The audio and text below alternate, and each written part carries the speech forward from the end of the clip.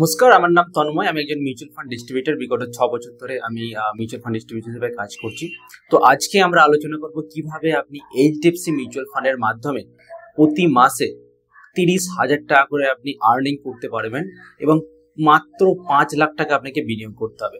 এই বিষয়ে আপনি বিস্তারিত জানার জন্য এই ভিডিওটি প্রথম থেকে অবশ্যই শেষ অবধি দেখবেন, তবেই কিন্তু বুঝতে পারবেন, নাহলে কিন্তু আপনি বুঝতে পারবেন না। ঠিক আছে, তো ভিডিওটি প্রথম থেকে শেষ অবধি দেখুন। আমি কিন্তু স্টেপ বাই স্টেপ ধাপে ধাপে আলোচনা করব। তবে আজকে যে বিষয় টপিকটা হচ্ছে সেটা হচ্ছে এসডব্লিউপি, মানে হচ্ছে সিস্টেমেটিক উইথড্রয়াল প্ল্যান। ওকে, তো অনেকেই তো এসআইপি লামসাম শুনেছেন, তো আজকে একটু শুনে নিন এসডব্লিউপি কি। এটা কিন্তু খুবই ভালো জিনিস। আপনার যদি টাকা দরকার হয়ে থাকে, এটা মান্থলি ইনকাম আপনাকে জেনারেট করে দিতে পারে। ঠিক আছে, তো অবশ্যই ভিডিওটি প্রথম থেকে শেষ অবধি দেখবেন। তো চলে আসি আমাদের কম্পিউটার। তো স্ক্রিনেতে আপনি দেখতে পাচ্ছেন যে আমার সামনে যে ওপেন আছে সেটা হচ্ছে এইচডিএফসি মিউচুয়াল ফান্ড। আমরা কিন্তু সকলেই জানি যে এইচডিএফসি মিউচুয়াল ফান্ড একটা খুব বড় এএমসি। ওকে, আমরা সেই মিউচুয়াল ফান্ডের একটা স্কিম নিয়ে কথা বলবো। তো যেখানেতে আমরা আলোচনা করব যে আপনাকে কেবলমাত্র আপনাকে 5 লাখ, মানে কেবলমাত্র 5 লক্ষ টাকা এককালীন আপনাকে এটা করতে হবে, ইনভেস্টমেন্ট করতে হবে, এবং সেখান থেকে আপনি লাইফ টাইম, আপনি আজীবন 30,000 টাকা প্রতি মাসে আপনি এটা আর্নিং করতে পারেন। তো মান্থলি ইনকাম সেটা কিভাবে হবে সেই বিষয়টাও আমরা আলোচনা করব এবং আপনাকে স্টেপ বাই স্টেপ বলে দেব। তো দেখুন, মিউচুয়াল ফান্ড হচ্ছে এখন বর্তমান যুগে খুব জনপ্রিয়। আপনারা জানেন যে মিউচুয়াল ফান্ডের এতটাই জনপ্রিয় বর্তমানেতে, সকলে কিন্তু ইন্স্যুরেন্স বলুন বা আদার্স যেসব জায়গায় ইনভেস্টমেন্ট করতো, রিয়েল এস্টেট বা ইন্স্যুরেন্স সেক্টর বা আদার্স বিভিন্ন রকম ফিক্সড ডিপোজিট, ব্যাংকের সেভিংস অ্যাকাউন্ট, সেই সব জায়গা থেকে অনেকটাই কোথাও না কোথাও মানুষজন শিফট করছে মিউচুয়াল ফান্ড হাউসেতে। কেননা সেখানেতে আমরা দেখতে পাচ্ছি রিটার্নের পরিমাণটা অনেকটাই বেশি। রিস্কটা যত সামান্য, আমরা স্টক মার্কেটে আমরা দেখেছি সেখানে হিউজ পরিমাণে রিস্ক থাকে। তো রিস্ককে মিনিমাইজ করে কীভাবে আপনি একটা ভবিষ্যতের জন্য একটা নিশ্চিন্তে জীবন উপভোগ করবেন সেটা নিয়ে আমরা কিন্তু আজকে আলোচনা করছি। ওকে, তো আমরা যদি স্ক্রিনটা এবার দেখি, তাহলে আমরা কিন্তু আস্তে আস্তে আমরা ধাপে ধাপে এগিয়ে যাচ্ছি। দেখুন, আমাদের সামনে যেটা আছে সেটা হচ্ছে সিস্টেমেটিক উইথড্রয়াল প্ল্যান। আমরা কিন্তু সকলেই জানি যে এসআইপি এসডব্লিউপি কি। আজকে আলোচনা করছি এসডব্লিউপি মানে হচ্ছে সিস্টেমেটিক উইথড্রয়াল প্ল্যান। এটা হচ্ছে আপনি যে ফান্ড একটা ক্যালকুলেশন করে জমিয়ে ফেলেছেন, মানে হচ্ছে আপনি মান্থলি যে ইনকাম মানে সেভিংস করছিলেন, সেভিং করতে করতে ডিপোজিট করতে করতে একটা সময় আপনার কিন্তু যে ফান্ডটা আপনি জমিয়েছেন সেটা কিন্তু ওটা অনেকটা বড় হয়ে গেছে। ঠিক আছে, তো এবার আপনি চাইছেন যে আপনি এটা মান্থলি ইনকাম করতে চাইছেন। ঠিক আছে, তো সেই বিষয়ে কিন্তু আজকের ভিডিওটা হতে চলেছে। তো আমরা যেই বিষয়গুলো, মানে অ্যাকচুয়ালি এই ভিডিওতে যে বিষয়গুলো আলোচনা করব সেই বিষয়টা আপনি দেখে নিন। সেটা হচ্ছে how to perfectly continue your SWP plan. তো কীভাবে আপনি পারফেক্টলি এসডব্লিউপি প্ল্যানটাকে আপনি কন্টিনিউ করতে পারবেন। How much you should withdraw monthly. তো এই এসডব্লিউপি থেকে আপনি কত পরিমাণ টাকা মাসে আপনি মানে বের করতে পারবেন, পারলে কিন্তু সব থেকে ভালো হবে। ঠিক আছে, after how many years of investment should be start SWP. কত বছর পরে আপনার যে ইনভেস্টমেন্ট শুরু করেছেন সেই এসডব্লিউপি কত বছর পরে আপনার শুরু করা উচিত। ওকে, তো আমাদের এই 3টে টপিক নিয়ে আমরা কিন্তু আজকের এই ভিডিওটাতে আলোচনা করছি। ওকে, তো তাহলে চলুন আমরা ভিডিওটাকে কন্টিনিউ করছি। ওকে, তো দেখুন, প্রথম কথা হচ্ছে আমরা যেই টপিকটার কথা বলবো বা যেই ফান্ডটা নিয়ে আমরা আলোচনা করব সেই ফান্ডটার নাম হচ্ছে এইচডিএফসি মিউচুয়াল ফান্ডের ব্যালেন্সড অ্যাডভান্টেজ ফান্ড। ওকে, তো প্রথমে আমরা এই ব্যালেন্স অ্যাডভান্টেজ ফান্ডটা সম্বন্ধে একটু জেনে নিই, কেননা জানা অবশ্যই দরকার। তো এই ব্যালেন্স অ্যাডভান্টেজ ফান্ডটা কাজ কীভাবে করে সেই জিনিসটা আপনাকে বলছি। আপনারা তো অনেক ইকুইটি ফান্ড দেখেছেন, ডেপ্থ ফান্ড দেখেছেন, hybrid fund, flexi cap fund, small cap fund, mid cap fund, অনেক ফান্ড আপনি দেখেছেন, হিউজ ফান্ড আছে। কিন্তু আজকে এই বিষয়টা নিয়েই কেন আলোচনা করছি সেটাও কিন্তু আপনাদের জানা দরকার। কেননা এই যে ব্যালেন্স অ্যাডভান্টেজ ফান্ড আমরা দেখেছি যতদিন থেকে এই মিউচুয়াল ফান্ডটা ছিল, এই ফান্ড ব্যালেন্স অ্যাডভান্টেজ ফান্ডটা চলছে, সেই সিন্স ইনফেকশন এটা মোর দ্যান 16% রিটার্ন, এটা কিন্তু ধারাবাহিকভাবে 16% ইয়ারলি রিটার্ন একটা দিয়ে আসে। তো সেই জন্যই বলছি এই ফান্ডটা এই কারণের জন্যই আমরা আলোচনা করছি। প্রথমত চলে আসি ইকুইটি আর ডেপ্থ। দেখুন, ব্যালেন্স অ্যাডভান্টেজ ফান্ড মানে হচ্ছে এমন একটা ফান্ড যেখানেতে যখন স্টক মার্কেট বা আপনি জানবেন নিফটি বা সেন্সেক্স যাই হোক কেন, মার্কেট যখন উপর দিকে উঠে যাবে, মানে যেখান থেকে উপর দিকে ওঠার পর একটা রেজিস্ট্যান্স জোন আসবে, আমরা সকলেই জানি যে রেজিস্ট্যান্স জোন, তো রেজিস্ট্যান্সটা যখনই আসবে, যখন মনে হবে যে মার্কেট আর উপরের দিকে যাবে না বা নিচের দিকে পড়তে পারে, ওকে, তখন কি হয়, তখন যে ফান্ড হাউসেস, যে ফান্ড ম্যানেজার থাকে, ওকে, অ্যাডভান্টেজ ফান্ড, তারা কিন্তু ইকুইটির সাথে ডেপ্টের একটা ব্যালেন্স করে দেয়। ডেপ্থ মানে কি? ডেপ্থ মানে হচ্ছে সেক্ষেত্রে ঝুঁকি কম, আর ইকুইটি মানে হচ্ছে ঝুঁকি বেশি, ওকে। তো যখনই একটা পিকে চলে যায় স্টক মার্কেট, যখন অনেকটা উপরের দিকে চলে যায়, এবং তখন কি হয়, যে ফান্ড ম্যানেজার আপনার যে ফান্ডটাকে এটা শিফট করে ডেপ্থে নিয়ে চলে আসে। আবার যখন স্টক মার্কেট বাড়তে শুরু করে, ওকে, তখন কি করে, আবার ডেপ্থ থেকে ইকুইটিতে চেঞ্জ করে দেয়, ওকে। তো তাহলে কি একটা সাইকেলিংভাবে চলে স্টক, আপনার ওই ফান্ডটা যিনি ম্যানেজ করেন, এটা সাইকেলিংভাবে চলে এবং এখানে রিটার্নটা খুব ভালো পাওয়া যায়, ওকে। আমরা তো দেখেছি বর্তমান সময়তে স্টক মার্কেট কিন্তু অনেকটা নিচের দিকে পড়ে গেছে। তো যখন পড়ছিল স্টক মার্কেট, তখন কিন্তু ফান্ড ম্যানেজার আপনার যে ফান্ডটা আছে ওরা কিন্তু খুব বুদ্ধিমানের সাথে কাজ করে এবং সেই ফান্ডটা কিন্তু ডেপ্থ ফান্ডেতে আপনার ট্রান্সফার করে দিয়েছে, এবং ট্রান্সফার করে দেওয়ার পর আবার যখন স্টক মার্কেট একটা ধারাবাহিক লেভেল আমরা দেখেছি, প্রায় নিফটি 21,800 কাছাকাছি ব্রেক করে দিয়ে চলে এসেছিলো, মোটামুটি এই লেভেলের কাছে চলে এসেছিলো, এবং সেখান থেকে আস্তে আস্তে ফান্ড ম্যানেজার কিন্তু সুইচ করে আপনার ফান্ডটাকে আবার ইকুইটির দিকে ট্রান্সফার করে নিচ্ছে, ঠিক আছে। তো যাই হোক, আমরা কিন্তু বুঝে গেছি যে ব্যালেন্স অ্যাডভান্টেজ ফান্ড কীভাবে ম্যানেজ হয়। যখন স্টক মার্কেট অনেকটা উপর দিকে উঠে যায়, তখন কি হয়, উপর দিকে যাওয়ার সম্ভাবনা কম থাকে, নিচের দিকে পড়ার সম্ভাবনা থাকে, তখনই কিন্তু যে ফান্ড ম্যানেজার থাকে, ফান্ডটা কিন্তু সুইচ করে দেয় ইকুইটি ডেপ্থ ফান্ডে। সেখানে ডেপ্থ ফান্ডে আমরা জানি মোটামুটি 6-7% একটা ইয়ারলি রিটার্ন পাওয়া যায়, কিন্তু ইকুইটি নিচের দিকে পড়ে গেলে রিস্ক হয়ে যায়। তো এইভাবে এটা ক্যালকুলেশন করে সাইক্লিংভাবে কিন্তু এই ডেপ্থ ফান্ডটা চলে, ওকে। তো চলুন, আমরা সেই জন্যই আমরা কিন্তু আজকে ব্যালেন্স অ্যাডভান্টেজ ফান্ডের বিষয়ে কিন্তু আমরা আলোচনা করছি, ওকে। তো এবার চলে আসুন যে এই ব্যালেন্স অ্যাডভান্টেজ ফান্ড, এই ফান্ডটা কীরকমভাবে রিটার্ন প্রোভাইড করছে, সেই রিটার্নটা কিন্তু অবশ্যই জানা দরকার, কেননা আমরা বিনিয়োগ করি রিটার্নের আশায়। তো রিটার্ন যদি যেখানে বেশি পাওয়া যাবে, সেখানে কিন্তু আজকাল ইনভেস্টাররা কিন্তু উঁকি দেয় বা সেই দিকেই অগ্রসর হয়। তো আমরা যদি প্যারামিটার দেখি, স্কিমের যে রিটার্নটা আমরা যদি দেখি, প্যারামিটারসে আমরা দেখব যে এক বছরে এই যে ফান্ডটা, এই ডিএফসি মিউচুয়াল ফান্ডের ব্যালেন্স অ্যাডভান্টেজ ফান্ডটা কত পার্সেন্ট রিটার্ন দিয়েছে। আমরা দেখব যে রিটার্নটা প্রায় 17.29% রিটার্ন দিয়েছে, যেখানেতে বেঞ্চমার্ক রিটার্ন 9.50%, ঠিক আছে।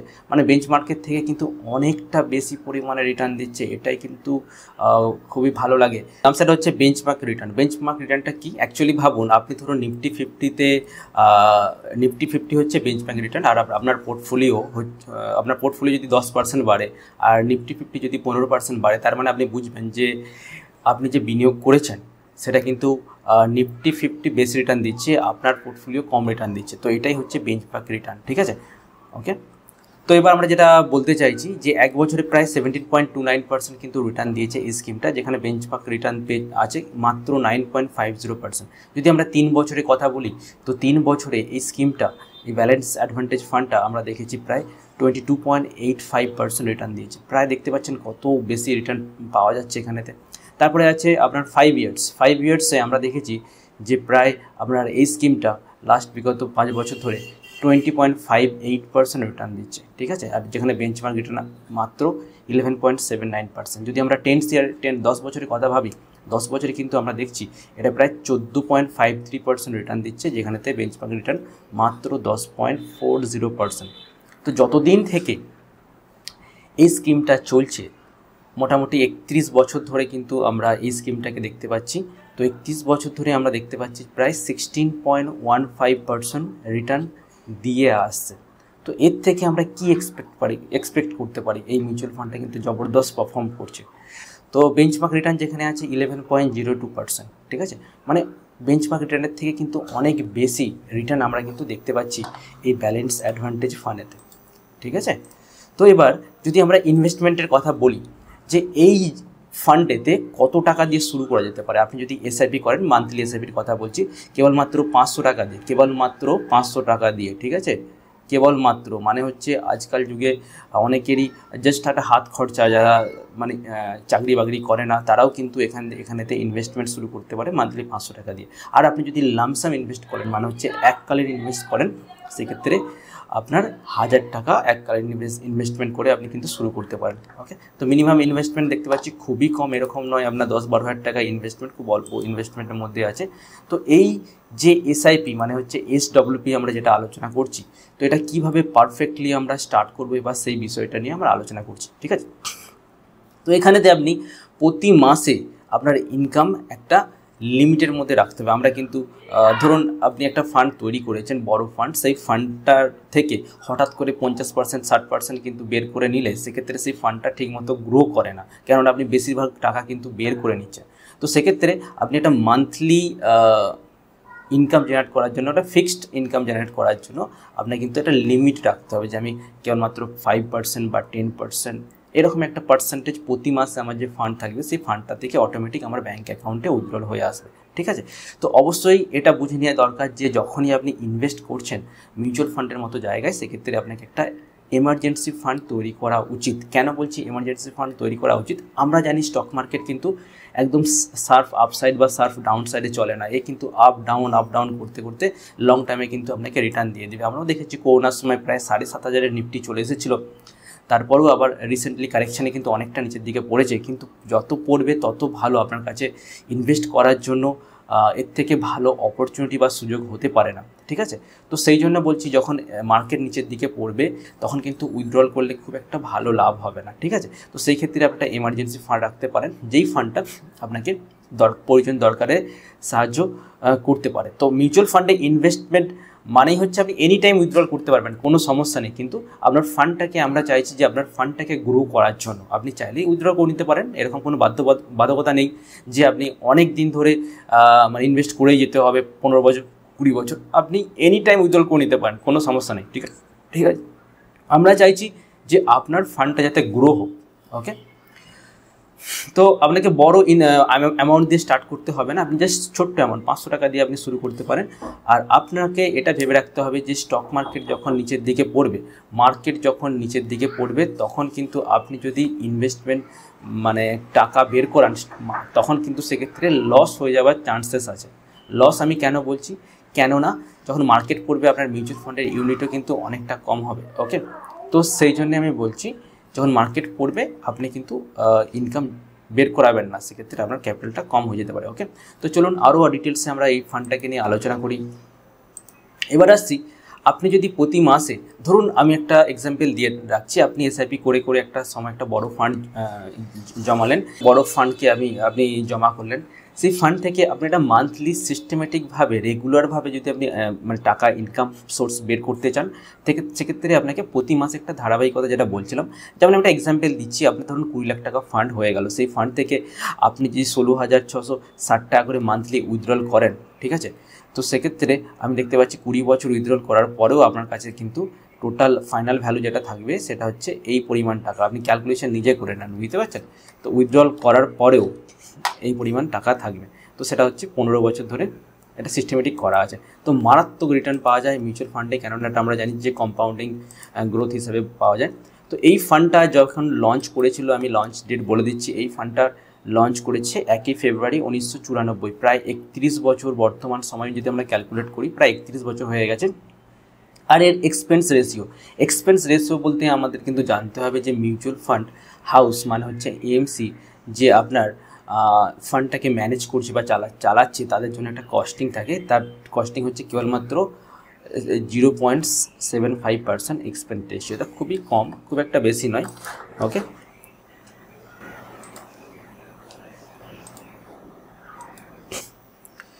এবার আমি আপনাকে এক্সাম্পল দিয়ে দেখাচ্ছি যে আপনি ইনভেস্টমেন্ট করছেন কত টাকায়, আপনি ইনভেস্টমেন্ট করছেন কেবলমাত্র 5 লাখ টাকা ইনভেস্টমেন্ট করছেন, আপনি মান্থলি ইনকাম জেনারেট করতে চাইছেন 30,000 টাকা পার মান্থ।